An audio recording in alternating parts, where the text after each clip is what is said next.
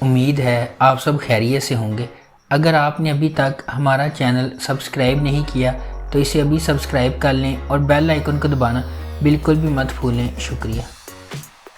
Number 7، فرق دو مختلف افراد ارسا اور کمال کی کہانی ہے جو ایک سمجھوتہ کرنے والے حالات میں غیر معمولی یونین بنانے کے لیے اکٹھے ہوتے ہیں۔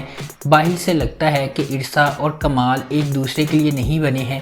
وہ کردار، زندگی کے انتخاب، خواہشات، سماجی اور اقتصادی پس منظر کے لحاظ سے بہت مختلف ہیں۔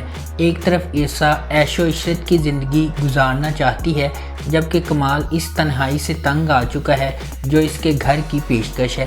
ایک جوڑے کے طور پر ایک ساتھ ہونے کے باوجود کیا دونوں کبھی اپنے آپ میں سچائی کو دیکھیں گے کہ وہ کون ہیں اور زندگی سے کیا چاہتے ہیں؟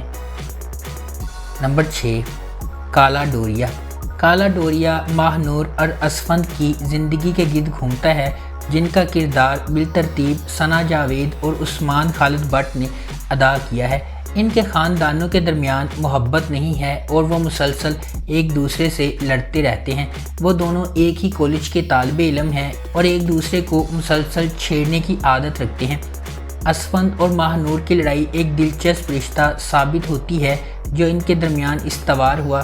آخر میں وہ ایک دوسرے کے ساتھ محبت کرنے لگتے ہیں، تاہم یہ خبر ان کے اہل خانہ کے لیے چونکا دینے والی ہے کیونکہ وہ اس خبر کی شدت کو بھی نہیں سمجھ سکتے۔ یہ ایک محبت کی کہانی کا زاویہ ہے جو یقینی طور پر سب کی توجہ حاصل کرے گا۔ نمبر 5، بختاور ایک پرجوش طالب علم ہے جو ایک ایسے خاندان میں رہتی ہے جس میں ماں، ایک معذور بھائی اور ایک بہن ہے۔ اس کا جواری باپ زبردستی اس کی بڑی بہن کی شادی کر دیتا ہے اور خود گھر سے چلا جاتا ہے۔ غربت کی وجہ سے اس کا بھائی مر جاتا ہے جس پر اس کا چچا اس کی شادی اپنے ذہنی معذور بیٹے سے زبردستی کروانے کی کوشش کرتا ہے۔ وہ اپنے چچا کو ایسا کرنے نہیں دیتی اور اپنی ماں کے ساتھ کراچی بھاگ جاتی ہے۔ وہاں وہ سکینہ کے گھر میں رہتی ہے جو شریفہ کی دوست ہے اور اپنے شوہر کے ساتھ رہتی ہے۔ بختاور نوکری حاصل کرنے کی کوشش کرتی ہے لیکن اسے ہر جگہ سے مسترد کر دیا جاتا ہے جب تک کہ اسے بس ہوسٹس کی نوکری نہیں مل جاتی۔ تاہم مرد مسافروں کے رویے اور اس کے دوست کے قتل کی وجہ سے اس کے لیے کام کو آگے بڑھانا مشکل ہو جاتا ہے۔ نمبر 4، قلندر ایک لڑکی کے اپنے خدا اور اس کے فیصلوں پر پختہ یقین کی کہانی ہے جبکہ باقی دنیا اسے تکلیف پہنچاتی، بدنام کرتی اور چیلنج کرتی رہتی ہے۔ دور عدن ایک نوجوان اور معصوم لڑکی ہے جو اپنے چچا اور خالہ کی دیکھ بھال میں پروان چڑھی ہے۔ کم عمری میں یتیم ہونے کے باوجود دور عدن اپنے چیلنجز اور مشکلات کے بارے میں شکایت نہیں کرتی۔ اس کے برعکس تبریز ایک خوبصورت نوجوان ہے جو زندگی میں عظیم چیزیں حاصل کرنے کی خواہش رکھتا ہے۔ اسی محلے میں رہتے ہوئے تبریز کے والدین نے اس کے لیے ایک جیون ساتھی کے طور پر دور عدن کو مناسب پایا۔ تاہم تبریز کی زندگی میں ایک حیران کن موڑ آتا ہے جب ایک امیر گھرانے سے تعلق رکھنے والی سنبل اس سے محبت کرتی ہے۔ اپنے مستقبل کو مالی طور پر محفوظ بنانے کی کوششوں میں تبریز اس تحفے کو بھول جاتا ہے جو اسے دنیا اور آخرت کے لیے دور عدن کی صورت میں دیا گیا تھا۔ جلد ہی تبریز کی نیم دلی اور ہرس کی صورت میں متضاد وفاداریاں دور عدن کے ساتھ اس کے تعلقات میں چھلکنے لگتی ہیں۔ نمبر 3، سرِ راہ۔ ڈرامہ سرِ راہ مجموعی طور پر تبدیلی کو اپنانے اور پاکستان کی خواتین کے لیے تمام وزن کم کر کے اونچی اڑان بھرنے کے خیال پر بحث کرتا ہے۔ سرِ راہ ایک غیر معمولی طور پر لکھا گیا ڈرامہ ہے جس میں ان کہانیوں پر بحث کی گئی ہے جو ہمارے چاروں طرف پھیلی ہوئی ہیں لیکن بدقسمتی سے ہم ان پر روشنی ڈالنے سے کتراتے ہیں۔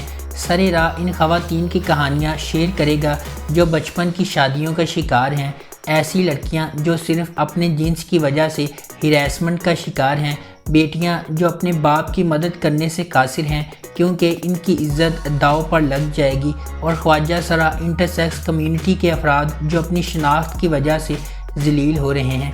نچلے متوسط طبقے کے پس منظر سے تعلق رکھنے والی رانیہ، جس کا کردار صبا قمر نے ادا کیا ہے، وہ ہمیشہ ڈاکٹر بننا چاہتی تھی، لیکن اس کے حالات نے اسے ایسا کرنے نہیں دیا۔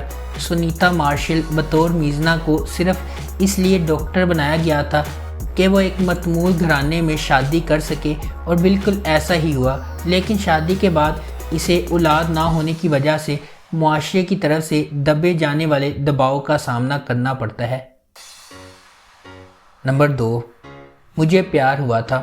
مجھے پیار ہوا تھا ماہر، سعد اور اریب کے درمیان لو ٹرائنگل پر مبنی ہے۔ سعد ہمیشہ سے اپنی کزن ماہر سے محبت کرتا رہا ہے، لیکن جب وہ اس کا اعتراف کرنے میں ناکام رہتا ہے تو زندگی ایک مختلف موڑ لیتی ہے اور اریب فریم میں داخل ہوتا ہے۔ تھوڑی سی غلط فہمی کی وجہ سے معاملات ٹوٹنے لگتے ہیں اور محبت کرنے والوں کے درمیان اعتماد ٹوٹ جاتا ہے۔ اپنے والدین کی اکلوتی اولاد ہونے کے ناطے ہانیہ عمر بطور ماہر اپنے خاندان کی تمام محبتیں جمع کرتی ہے۔ وہ سادہ، معصوم اور شائستہ ہے۔ وہ پیسے اور مادی چیزوں پر محبت اور احترام کو ترجیح دیتی ہے۔ زاویار نعمان بحیثیت اریب کا تعلق ایک اعلیٰ طبقے کے گھرانے سے ہے۔ اپنے والدین کی اکلوتی اولاد ہونے کے ناطے اسے فخر ہے۔